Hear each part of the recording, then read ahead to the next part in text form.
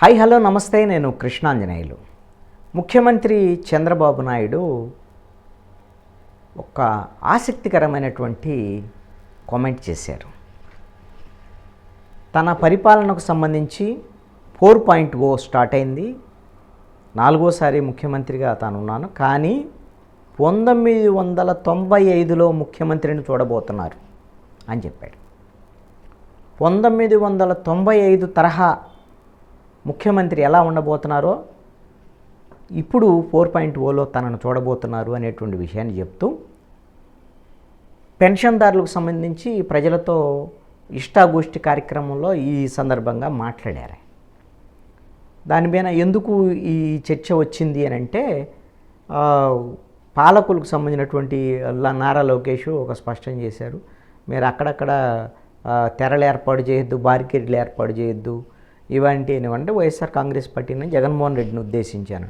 మీరు మారుకోండి అధికారులు, లేకపోతే చర్యలు ఉంటాయి, నేను సీరియస్గా ఉంటాను, మీరు పదే పదే నేను చెప్పను అని మాట్లాడుతూ 1995లో ఉన్నటువంటి సీఎంని ఇప్పుడు 4.0లో చూస్తారు అని చెప్తూ, నారా లోకేష్ను ఉద్దేశించి కూడా అన్నాడు, అప్పుడు నువ్వు కుర్రోడివి, యువకుడివి, నీకు తెలియదు, నేను రాష్ట్రంలో ఒక్కసారి అలా మొదలయ్యానంటే రాష్ట్రం అంతా రెడ్ అలర్ట్ అయి ఉండేది అనేటువంటి విధంగా మాట్లాడి, అసలు 1995లో చంద్రబాబు నాయుడు ఎలా ఉన్నారు, ఇప్పుడు ఎలా ఉండబోతున్నారు, మళ్ళీ ఇప్పుడు 4.0లో 95ను ఆయన గుర్తు చేశారు. కాబట్టి 1994లో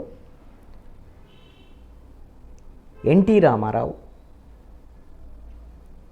అధికారంలోకి, తెలుగుదేశం పార్టీ, చంద్రబాబు నాయుడుతో సహా వాళ్ళ పార్టీ తెలుగుదేశం పార్టీ ఘన విజయం సాధించింది. 1989లో ఘోరమైనటువంటి ఓటమి తరువాత 1994లో తెలుగుదేశం ఘన విజయం, అంతకుముందు ఎప్పుడు రానటువంటి సీట్లు, అత్యధిక సీట్లు, బహుశా 220 పైగా సీట్లు వచ్చినట్టున్నాయి. మరి ఆ తర్వాత అంతర్గతమైనటువంటి పార్టీలో అంతర్గతమైనటువంటి సంక్షోభము, లక్ష్మీపార్వతి విషయము, ఇవన్నిటి నేపథ్యంలో పార్టీలో జరిగినటువంటి అధికార మార్పు, చంద్రబాబు నాయుడు 1995లో ముఖ్యమంత్రి అయ్యారు. ముఖ్యమంత్రి అయిన తర్వాత ఆయన తనదైనటువంటి మార్క్ ఉండేటువంటి విధంగా ఎక్కడికక్కడ ఆకస్మిక తనిఖీలు, అవినీతి ఉంది అనంటే చీల్చి చెండాడటం, అవినీతి ఆరోపణలు ఎవరైనా మంత్రుల మీద వస్తే ఆ మంత్రుల్ని ఇమ్మీడియట్గా తొలగించేయటం, అధికారుల మీద చర్యలు తీసుకోవటం. ఆకస్మిక తనిఖీలు అంటే అసలుకి అధికారులు వణికిపోయేటువంటి వాళ్ళు ఆ రోజున. చంద్రబాబు నాయుడు ఎప్పుడు వస్తాడో, ఆకస్మిక తనిఖీలు ఎక్కడికి వస్తాడో చెప్పేటువంటిది ఉన్నత స్థాయి అధికారులు కూడా తెలియనీయకుండా, కింది స్థాయి అధికారులకైతే అసలు తెలియకుండా చేశారు. ఆ విధంగా అధికారులను పరుగులు పెట్టించాడు, పని చేయించినటువంటి పరిస్థితి కూడా ఉంది. అవినీతి విషయంలో కూడా దాంట్లో చాలా కఠినంగా వ్యవహరించడం వల్ల ఇది కొంత అధికారుల్లో కొంత భయం అయితే వచ్చింది. అప్పుడే ఆయన చాలా కీలకమైనటువంటి ప్రజల వద్దకు పాలన, 95 తర్వాత చంద్రబాబు నాయుడు తీసుకొచ్చింది ప్రజల వద్దకు పాలన. ఏమిటి ఈ ప్రజల వద్దకు పాలన? బహుశా ప్రతి 3 నెలలకు ఒకసారో 6 నెలలకు ఒకసారో ప్రతి మండలాలకు సంబంధించినటువంటి అధికారులందరూ కూడా ఒక గ్రామానికో ఇంకో గ్రామాలకో అట్లాగా తిరిగి, అన్ని గ్రామాలు తిరిగి ఒక వారం రోజులు 10 రోజులు కార్యక్రమం పెట్టుకొని అక్కడ గ్రామంలో సమస్యలు ఏమున్నాయి అన్నీ ఎంఆర్ఓ, ఎండిఓ, ఎంఈఓ, అసలు ఎన్ని రకాల శాఖలు ఉన్నాయో శాఖల అధికారులందరూ ఆ ఊరికి వెళ్తారు. అదే ప్రజల వద్దకు పాలన.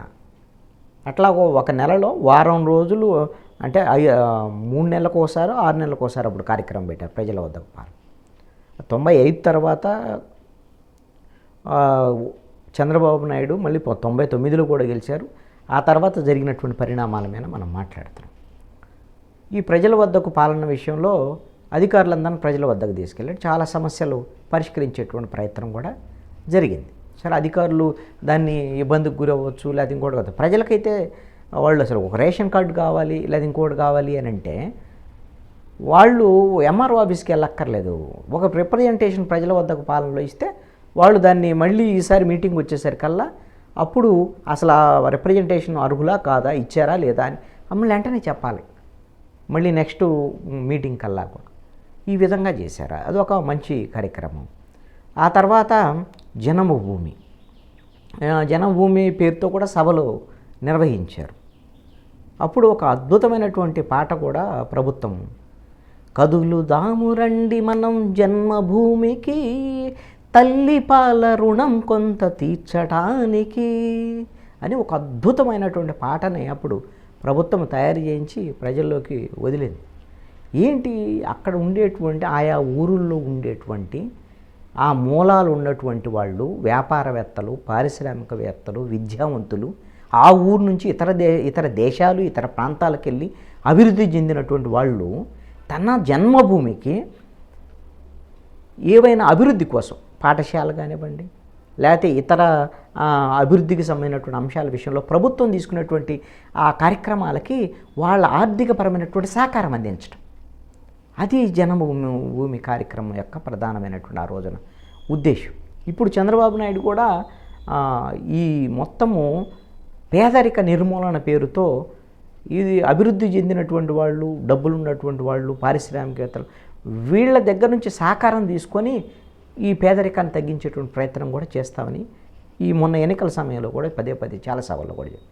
మరి అప్పుడు ఆ జన్మభూమిలో అప్పుడు ఏదైతే ఈ విధమైన అభివృద్ధి కార్యక్రమాలకి గ్రామాల వారీగా ఆయా ప్రాంతాలకు సంబంధించినటువంటి వాళ్ళ యొక్క ఆర్థిక సహకారం ఎలా తీసుకున్నారో అలాంటిది ఏమన్నా ప్రణాళికలు రూపొందిస్తారా అనేది చూడాలి.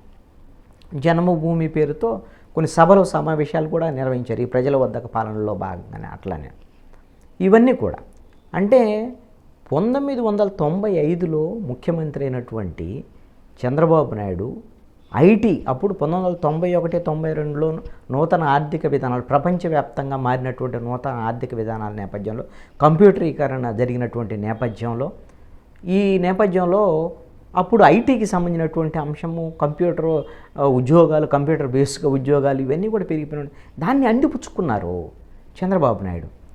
అమెరికా అధ్యక్షుల్ని ఇక్కడికి తీసుకురావటం, డ్వాక్రా మహిళలతోనూ, అదేవిధంగా రైతులతో కూర్చోబెట్టడము, స్వయం సంఘాలతో, పొదుపు సంఘాలతో ఆయన మీటింగులు పెట్టించటం వాళ్ళందరితో, ఇవన్నీ కూడా పెద్ద సంచలనాత్మకమైనటువంటి నిర్ణయాలు. అవి 1995లో ఎన్టీ రామారావు నుంచి అధికారాన్ని లాక్కున్నాడు అని పెద్ద ప్రచారము జరిగినప్పటికీ కూడా 1996లో అప్పుడు నాకు తెలిసి పార్లమెంట్ లోక్సభ ఉప ఎన్నికలు జరిగాయి, అదే మధ్యంతర ఎన్నికలు జరిగాయి. అప్పుడు తెలుగుదేశం పార్టీ చంద్రబాబు నాయుడు నాయకత్వంలోనే కొన్ని ఎంపీ సీట్లు గెలిచాం. 1998లో కూడా మళ్ళీ మధ్యంతర ఎన్నికలు జరిగాయి. అంటే కేంద్రంలో ప్రభుత్వాలు స్థిరత్వం లేకపోవటం వల్ల 1999లో అసెంబ్లీ, అదేవిధంగా లోక్సభకి ఒకేసారి ఎన్నికలు జరిగాయి. ఆ నేపథ్యంలో అప్పుడు బీజేపీతో పొత్తులో ఉంది తెలుగుదేశము. వాజ్పేయి ఒక సీటు నేపథ్యంలో ఆయన రాజీనామా చేయటం, ఆ తర్వాత మళ్ళీ బీజేపీ కొంత క్రేజ్ పెరగటం, ఇవన్నీ నేపథ్యంలో 1999లో బీజేపీ, తెలుగుదేశం, ఆంధ్రప్రదేశ్లో ప్రభుత్వం ఏర్పడింది. అంటే చంద్రబాబు నాయుడు పాలన విషయంలో ప్రజల ఆమోదం ఉండి ఆయన్ని ముఖ్యమంత్రిగా గెలిపించారు 1999లో చంద్రబాబు నాయుడిని. 94లో ఎన్టీ రామారావు ఉన్నప్పుడు గెలిచారు. తర్వాత మరి ఇవన్నీ అప్పుడు అద్భుతమైనటువంటి పాలన అందించి ఉండుంటే ఏం జరిగింది, 2004లో ఓడిపోయారు ఘోరంగా. వాస్తవంగా అయితే 2004 ముందు 2003లో అలిపిరిలో ఆయన మీద దాడి కూడా జరిగింది. క్లైమోర్ మైన్స్తో నక్సలైట్లు దాడి చేసి ప్రాణాపాయం నుంచి బయటకు వచ్చి పడ్డారు. ఆ సింపతి కూడా పనిచేయాల. ఒక 6 నెలల ముందే ఎన్నికలకు వెళ్ళారు. కేంద్రంలో బీజేపీ కూడా వాళ్ళు ముందుకు వచ్చేసి అప్పుడు ఎందుకంటే కార్గిల్ యుద్ధం జరిగి ఉన్నటువంటి నేపథ్యం, దేశం వెలిగిపోతుందని బీజేపీ ఇద్దరు కలిసి ఏదో అధికారంలోకి వస్తామని ముందు ఒక 6 నెలల ముందుకే వచ్చారు. ఇద్దరు ఓడిపోయారు కేంద్రంలో. అక్కడ అప్పుడు ఎన్డీఏ కాదు, బీజేపీ కూటమి ఉంది. యూపీఏ యునైటెడ్ ప్రోగ్రెసివ్ అలయన్స్ అని యూపీఏ కాంగ్రెస్ నేతృత్వంలో 2004లో అధికారంలో వచ్చింది. ఆంధ్రప్రదేశ్లో కాంగ్రెస్ అధికారంలోకి వచ్చింది. కాంగ్రెస్ అప్పుడు టీఆర్ఎస్, సిపిఎం, సిపిఐ ఒక కూటమిని ఏర్పాటు చేసి వాళ్ళు అధికారంలోకి. అయితే 1995లో 1999లో తీసుకొచ్చినటువంటి సంస్కరణలు అప్పుడున్నటువంటి ముఖ్యమంత్రి వాటి మీద మరి ఎందుకు 2004లో ఓడిపోయాడు అని అంటే చంద్రబాబు నాయుడు ఉద్యోగులందరూ వ్యతిరేకించారు. ఇతను మమ్మల్ని వేధింపులకు గురి చేస్తున్నాడు, ఇవన్నీ ప్రజలకు ఉపయోగపడే, ప్రజల వద్దకు పాలన లేకపోతే ఆకస్మిక తనిఖీలు, ఇవన్నీ ఎక్కువ రివ్యూలు పెట్టేవాడని, అధికారుల మీద వేధింపులు గురి చేశాడు, ఇలాంటివన్నీ వచ్చినాయి. 2014 ఎన్నికలకు ముందు వచ్చేసరికల్లా 9లో మళ్ళీ ఓడిపోయారు. ఉమ్మడి ఆంధ్రప్రదేశ్లో ఉన్నప్పుడు రాష్ట్రం విడిపోయిన తర్వాత 2014 ముందు ఆంధ్రప్రదేశ్ జర్నలిస్ట్ ఫోరం తరపున మేమే ఒక మీటింగ్ పెడితే చంద్రబాబు నాయుడు ఉద్యోగులందరూ కూడా, అప్పుడు ఎన్జిఓస్ సంబంధించినటువంటి అశోక్ బాబు, విద్యాసాగర్ ఇలాంటి వాళ్ళందరూ ఉద్యోగులు అన్ని వర్గాల వాళ్ళతో మీటింగ్ పెట్టాం. ఒకవేళ అధికారంలోకి వస్తే తెలుగుదేశం ఏం చేయబోతున్నారు 2014 అధికారంలోకి వస్తేనే దాని మీద పెట్టినప్పుడు చంద్రబాబు నాయుడు చాలా స్పష్టంగా చెప్పాడు, నేను మారినటువంటి వాడిని, నేను మారాను, ఉద్యోగుల వేధింపులు ఉండవు, అర్ధరాత్రులు రివ్యూలు ఉండవు, అవి అని చెప్పాడు. అంటే ఇప్పుడు ఎందుకు ఈ ప్రస్తావన చేస్తున్నానంటే, మళ్ళీ 1990 తరహా ముఖ్యమంత్రి వస్తాడు బయటికి 4.0 అంటే, మళ్ళీ ఏమన్నా అధికారులకు సంబంధించినటువంటి విషయంలో పరుగులు పెట్టించడం ఇవన్నీ చేస్తే మళ్ళీ అధికారుల నుంచి వ్యతిరేకం వస్తానే మరి భయం కూడా. మరి చంద్రబాబు నాయుడు అప్పుడు ఆ రోజున మారానంటే 2014లో ఇచ్చారు, మళ్ళీ 2019లో ఓడించారు. ఇదే ఉద్యోగుల పాత్ర కూడా ఉంది కొంత.